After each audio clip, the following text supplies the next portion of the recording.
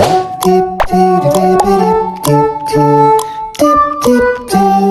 mga Ben! Ngayon, magpa-vlog na naman ako. It's me, Oli. Ayan mga Ben, nag-ayos na pala ako dyan dahil sasamahan ko yung ate ko bumili ng ulam. And then, pupunta din po pala kami sa kabilang bahay para ihatid ang ulam. Ano, tara? Guys, hawak ko na nga pala yan yung ulam na dadalhin sa kabilang bahay. Then, pinakuha muna ako ng ate ko ng basahan dahil basa po yung upuan ng motor. Kaya kumuha naman po agad ako dahil pupunta ko po sa kanya. Yan nga mga be, pagkaabot ko nga dyan kay ate ng basahan, agad niya nang pinunasan yung motor and agad na rin akong sumakay para makaalis na kami. Fast forward nga mga be, nakaalis na din kami dyan ng bahay and pupunta na kami doon sa may kabilang bahay para maghatid ng ulam and para din bumili na. Guys, stop ko na nga po muna yung voice over ko. Lalagyan ko na lang po ng background music. Sandali lang naman po ito at babalik din po ako agad sa pag-voice over.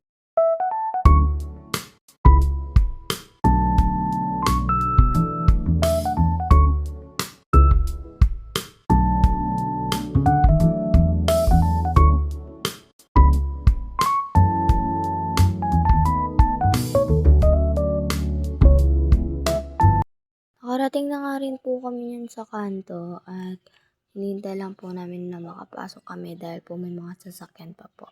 Flex ko nga lang din po pala dyan yung Alphamart po dito sa amin. Then yan po, tamang hintay lang po kami dyan dahil hinintay po namin dumaan yung truck. Then hindi naman pala dadaan yung truck kaya pumasok na kami. And ayan po, papunta na nga po pala kami sa kabilang bahay. Another flex ulit sa Alphamart namin.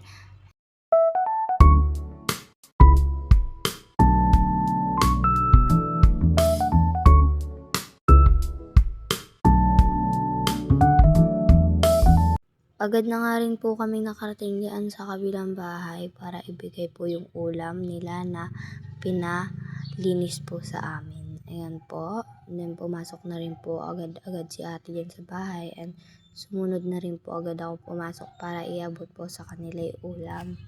Then nagpunta din po kami sa bahay ng tita ko sa kabila po and then natagpuan po namin po yung isa ko po pong ate and yung mga barkada niya. Ayan po. And ang sabi po nila, sasama raw po sila sa amin dito sa bahay. Pasakay na din po pala kami niyan sa may motor and ayan po, sumakay na po silang dalawa para po sumama po sa kabilang bahay. Pabalik na nga rin po kami niyan sa bahay and ayan po. Dalawa nga lang din po silang sumama sa amin dahil po umalis po yung isa pong barkada ng aking ate and ayan po, and i-stop po kami sa tindahan dahil po para po magtanong po ng munggo. And ang sabi po ng tindera, wala daw po munggo, kaya po lilipat po kami sa Talipapa. Ayan po, pinaandar na nga din po ang aking ate dyan yung sasakyan namin and ayan po, tamang ano lang po. And then, umandar na nga din po kami yan agad-agad para po hindi na po kami abutin ng ulan.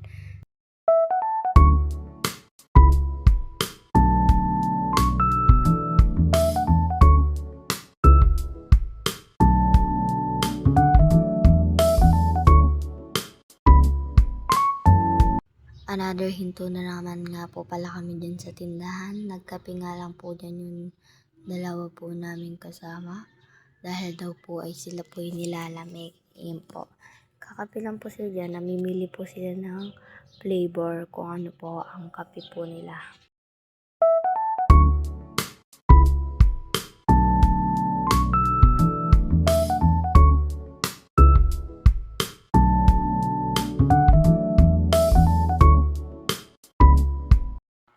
Fast forward nga mga ate, nakauwi na nga din po pala kami dyan sa bahay.